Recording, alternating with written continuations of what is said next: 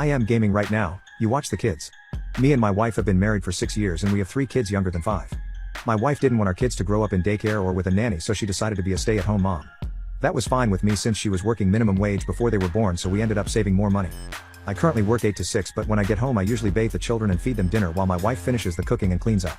It works for us and we're content with it. I appreciate the work my wife does because it's not easy to take care of 3 high-energy toddlers, so I try to give her a break whenever she wants it. Every Saturday she goes to her sister's or invites her over. She usually just gives me a heads up and asks me if I'm fine watching the kids by myself for several hours while she does her thing. I don't do much outside the house anyway, plus I like to take care of my kids, so I always oblige. Anyway, a few months ago I made a new friend at work and he introduced me to Rocket League. I'm having so much fun playing it.